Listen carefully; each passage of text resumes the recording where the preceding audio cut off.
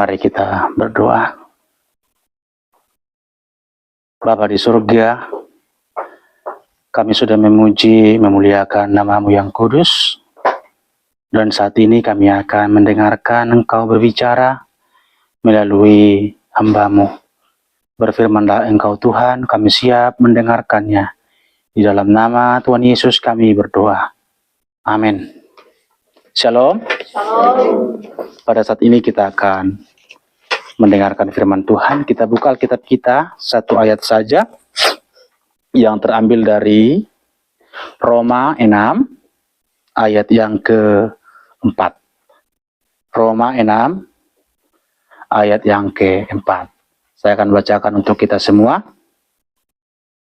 Dengan demikian, kita telah dikuburkan bersama-sama dengan Dia oleh baptisan dalam kematian, supaya sama seperti Kristus telah dibangkitkan dari antara orang mati oleh kemuliaan Bapa, demikian juga kita akan hidup dalam hidup yang baru.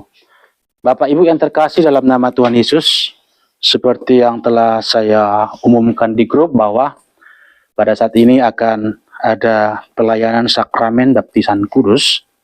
Nah, tentu ini yang menjadi sekalian perenungan kita, apa yang dimaksud dengan baptisan itu. Tentu baptisan bukan menyelamatkan, itu harus jelas dulu. Baptisan bukan menyelamatkan. Yang menyelamatkan siapa? Yesus Kristus. Terus baptisan itu apa? Baptisan itu tanda bahwa kita menerima Yesus. Simbol bahwa kita menerima Yesus. Samalah seperti saya itu kerja di kerja di PT ini contoh. Nah, tandanya mana? Nah, harus begitu kan? Saya seorang polisi, saya seorang tentara. Kan nggak cukup hanya sebatas dia pakai seragam tentara kan? Makanya ada istilah tentara. Abal-abal apa? Tentara misalnya cut? Tentara gadungan, polisi gadungan, pramugari gadungan yang akhir-akhir ini pernah viral kan? Jadi nggak cukup dia hanya sebatas mengatakan pernyataan atau memakai seragam tersebut, tidak cukup. Harus ada bukti, begitu ya. Nah, demikian juga sebagai orang percaya ketika kita menerima Yesus, apa buktinya? Kita harus dibaptis. Nah, oleh karena itu, kalau kita dengarkan teks ini menjadi salah satu dasar seseorang itu dibaptis. Banyak dasar-dasar Alkitab, tapi salah satunya ini. Dengan demikian, kita telah dikuburkan bersama-sama Dia oleh baptisan dalam kematian. Kita percaya bahwa Yesus mati. Tetapi tidak berhenti sampai mati. Dia bangkit. Tetapi tidak berhenti sampai bangkit. Dia naik ke surga. Dan ketika dia naik ke surga, dia menyediakan tempat bagi kita. Ketika nanti akhir zaman sudah tiba. Setiap orang yang percaya kepada Yesus, pasti beroleh hidup yang kekal. Makanya sekali lagi, keselamatan tidak ada di muka bumi ini. Selain hanya kepada Yesus. Beberapa ajaran yang pernah selalu saya katakan, beberapa contoh yang pernah saya katakan, saya coba ulangi sekali lagi. Bagi yang sudah sering mendengarkan, jangan bosan-bosan. Karena jujur saudara kita ini dari Muslim. Ya, jadi nanti ke depan kita harus betul-betul memberikan sebuah ajaran Kristiani. Amin Ibu? Amin ya. Nah, contohnya begini. Ada di sini dua orang. Yang satu namanya Mr. A, ya itu. Yang kedua Mr. B. Nah, si Mr. A ini lahir di Medan contoh. Atau gini aja biar lebih gampang. Saya dengan satu orang bule begitu. Nah, terus kami memberi tawaran kepada Bapak Ibu, ayo kita ke Amerika. Nah, kebetulan dia adalah orang Amerika. Nah, yang pertama saya, ayo Bapak Ibu, ayo ke Amerika, ayo ke Amerika. Nah, sementara pada faktanya, saya orang Medan, orang Batak, dan tidak pernah sama sekali ke Amerika, Saya tidak tahu apa yang terjadi di Amerika sekarang, perekonomiannya bagaimana, masalah geografisnya, politiknya, dan lain sebagainya. Saya tidak tahu. Tapi saya memberikan tawaran, ayo ke Amerika. Sementara orang Amerika yang lahir di Amerika, besar di Amerika, dan tahu berbagai macam jenis informasi tentang Amerika, memberikan tawaran kepada kita, ayo ke Amerika. Jujur, tawaran siapa yang harus kalian terima secara logika? Siapa? Orang Amerika. Nggak usah sungkan-sungkan. Orang Amerika. Ya kan?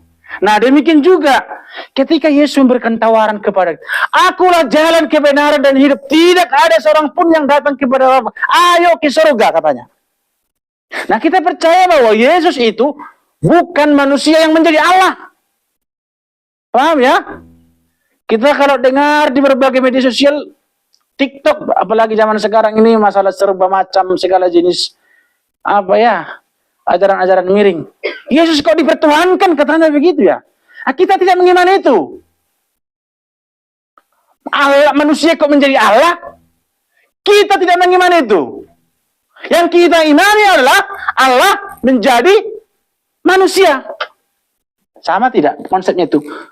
Manusia menjadi Allah, Allah menjadi manusia, sama tidak? Tidak. Kita tidak mengimani manusia menjadi Allah. Tidak mengimani itu. Bagaimanapun itu tidak akan mungkin. Tetapi ketika Allah menjadi manusia, itu sangat mungkin. Kenapa dia menjadi manusia? Karena dia memiliki visi, tugas untuk menyelamatkan manusia. Tentu dia harus menjelma menjadi manusia. Berarti Yesus itu adalah Allah yang datang menjadi manusia. Dan ketika dia datang ke dalam dunia ini, pada prinsipnya dia berasal dari surga. Dia hanya menyelesaikan tugas aja. Tapi setelah selesai tugasnya mati di kayu salib, dia naik ke surga tidak? Naik. Itu nanti yang kita peringati hari Kamis. Hari kenaikan. Saya harap beribadah juga nanti. Naik ke surga. Dan di sana dia akan memerintah. Dan ketika nanti sudah akhir zaman atau sudah kiamat, dia akan diangkat kita bagi orang yang percaya kepada dia. Nah, oleh karena itu, sekali lagi, wajarlah pilihan kalian orang Amerika. Karena dia lahir di Amerika, besar di Amerika, tahu kondisi Amerika. Dan mengajak kalian ke Amerika. Masuk akal kan? Masuk akal. Gak mungkin saya yang tidak pernah ke Amerika, ngajak kalian ke Amerika. Nah, itulah sebabnya ketika mengajak, ayo ke surga. Ayo saudara, percayalah kepada aku, kata Yesus kan? Percayalah kepada aku. Kalian pasti masuk surga. Karena apa? Karena dia berasal dari surga. Hanya dia melakukan tugas aja dia ke dunia ini untuk mati di salib. Karena tidak ada keselamatan tanpa pencurahan darah. Makanya dia harus mati di salib. Nah, setelah selesai tugasnya, dia kembali ke surga lagi. Nah, Yesus berasal dari surga dan mengajak kita ke surga. Sangat masuk akal. Bagaimana jika ada sebuah ajaran tertentu, ayo kita ke surga katanya. Tapi kalau ditanya, kau pernah masuk surga? Tidak. Tidak katanya. Bagaimana kita bisa memastikan kita masuk surga? Sedangkan orang yang mengajak itu belum pernah masuk surga. Oleh karena itu, Bapak Ibu terkasih dalam nama Tuhan Yesus, melalui firman Tuhan pada saat ini, ketika kita dibaptis, itu merupakan sebuah pintu awal kita menerima kasih karunia itu. Ketika kita dibaptis, kita semacam dikuburkan. Apa yang dikuburkan? Manusia lama itu dikuburkan. Makanya di sini katakan, dengan demikian kita telah dikuburkan. Apa yang dikuburkan? Manusia lama itu. Ketika dikuburkan manusia lama, dibaptis, dia menjadi manusia baru. Hidup di dalam suatu kebenaran. Ya, bersama-sama dengan baptisan dalam kematian, supaya sama seperti Kristus telah dibangkitkan dari antara orang mati oleh kemuliaan Bapa, demikian juga kita akan hidup yang baru. Oleh karena itu, Bapak Ibu terkasih dalam nama Tuhan Yesus, kita semua bukan hanya untuk yang dibaptis, kita harus memiliki kepastian. Bagi siapa juga yang belum, tapi ini tidak paksaan kan, masalah baptisan itu tidak paksaan. Nanti kalau ada satu saat, saya Pak mau siap dibaptis, tapi kalau sudah dibaptis di tempat lain, kita nggak akan baptis lagi ya. entah di gereja manapun itu. Contohnya si Boru Juntak ya kan, dari Katolik kan, itu ya. Kita nggak baptis lagi. Yang penting dibaptis dalam nama Bapa, Anak dan Roh Kudus, ya kan? Kita sama semua itu. Contohnya itu Boru Sipahutar dibaptis di Pentakosta ya, AKBP. Siapa dibaptis di Pentakosta? Ada. Contohnya ada dibaptis di Pentakosta. Siapa? Si Bos Manto. Contohnya dibaptis di Pentakosta ya, Man? Kita baptis lagi ulang lagi tidak? Tidak. Sama itu semua. Mau dibaptis selam, baptis selam ya? Yang ditenggelamkan itu, mau dibaptis percik, sama itu semua. Sama itu. Tidak masalah. Kalau ada yang lebih praktis, ngapain yang sulit kan begitu kan? Apalagi istilahnya airnya begini. Mau dibaptis di mana coba? Harus tenggelam ya kan? Nah, ada yang lebih praktis, kenapa kita mempersulit diri kan begitu. Nah, oleh karena itu, mari kita semakin hari bertumbuh di dalam Kristus Yesus Tuhan kita. Mari kita berdoa. Tuhan Yesus, kami sudah mendengarkan firman-Mu. Kiranya firman ini semakin hari menguatkan kami, menolong kami, supaya kami bertumbuh di dalam Tuhan. Di dalam nama Tuhan Yesus, kami berdoa. Amin. Baptisan kudus. Baptisan kudus dilaksanakan atas perintah Tuhan Yesus yang berfirman, "Pergilah, jadikanlah semua bangsa muridku, dan baptislah mereka dalam nama Bapa, Anak, dan Roh Kudus. Dan ajarlah mereka melakukan segala sesuatu yang telah kuperintahkan kepadamu."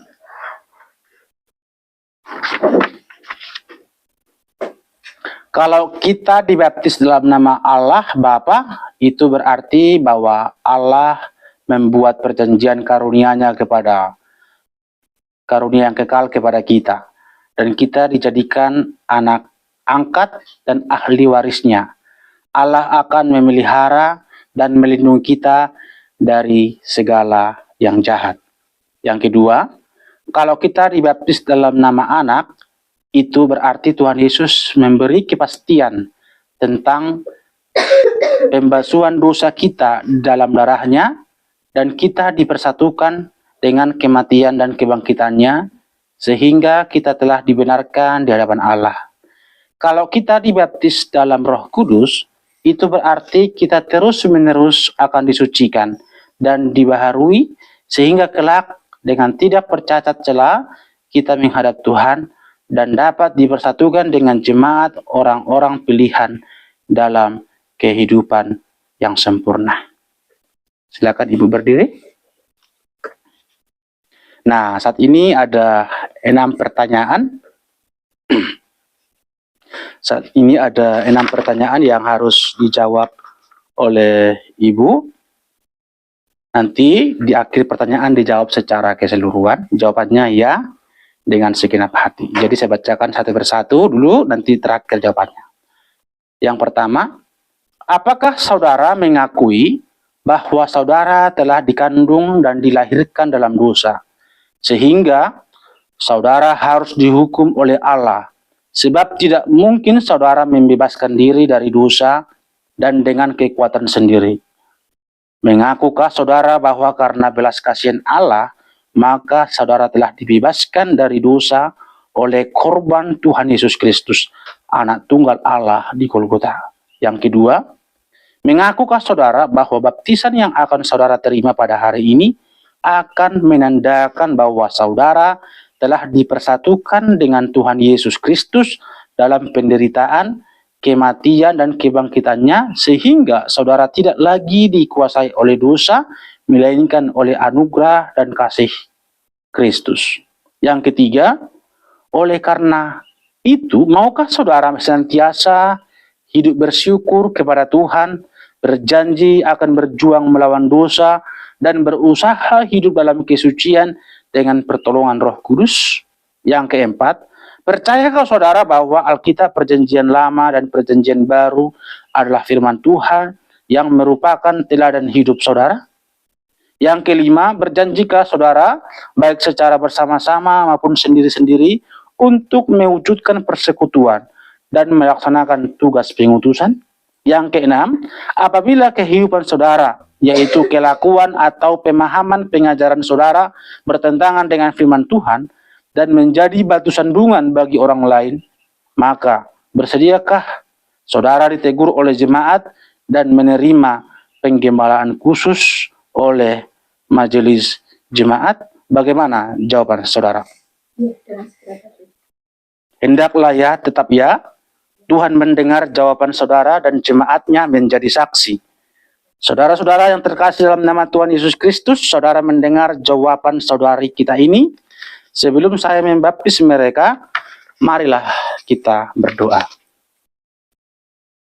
Bapa di surga, kami bersyukur atas segala kebaikan Tuhan, terlebih panggilan Tuhan buat saudari kami ini, Ratna Sari Dewi. Mungkin berbagai macam pergumulan demi pergumulan, tantangan demi tantangan, baik dari pihak keluarga, baik dari pihak-pihak tertentu, yang mencoba mengganggu panggilan yang ilahi yang dari Tuhan ini. Namun pada saat ini kami bersyukur, saudari kami ini mengambil keputusan yang tekad dan bulat, untuk mengambil keputusan menerima Engkau sebagai Tuhan dan Juru Selamat di dalam kehidupannya.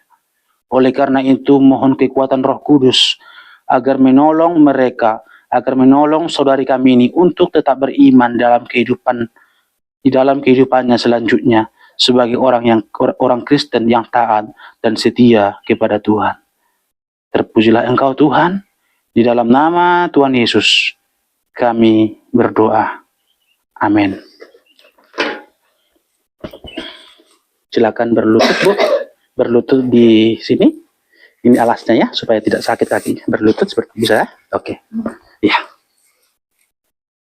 Sini aja tuh, Kak.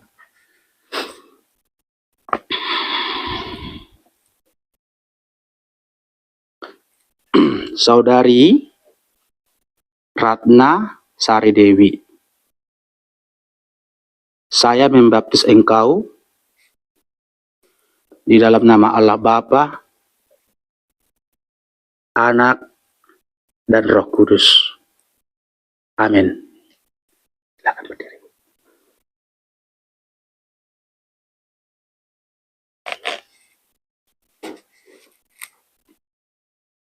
Allah sumber segala kasih karunia, yang telah memanggil kamu dalam Kristus kepada kemuliaannya yang kekal, mencurahkan Roh Kudus yang melengkapi, meneguhkan, menguatkan, dan mengkokohkan kamu. Ialah yang mempunyai kuasa sampai selama-lamanya. Amin. Baptis.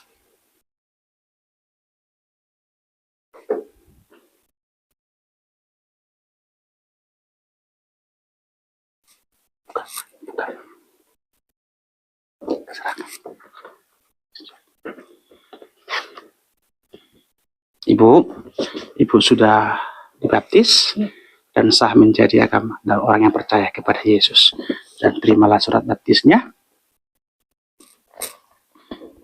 Saudara yang terkasih dalam nama Tuhan Yesus Kristus, Ibu Ratna Sari Dewi, atas nama segenap anggota dan majelis jemaat GKSI Veritas, Jemaat Kristen Setia Indonesia, Jemaat Veritas, saya sampaikan selamat menerima Yesus sebagai Tuhan dan Juru Selamat. Selamat, dan inilah tempat kita beribadah. Disinilah tempat saudara beribadah, dididik untuk mengenal Yesus lebih baik lagi. Silakan menghadap jemaat. Jemaat yang terkasih dalam nama Tuhan Yesus, terimalah dan sambutlah saudari kita ini yang baru ini. Kiranya dengan kedatangannya kita makin dikuatkan dan digiatkan di dalam kesaksian dan pelayanan kita, sehingga nama Tuhan semakin dimasyhurkan dan kerajaan Allah semakin diperluas. Silakan duduk, Ibu.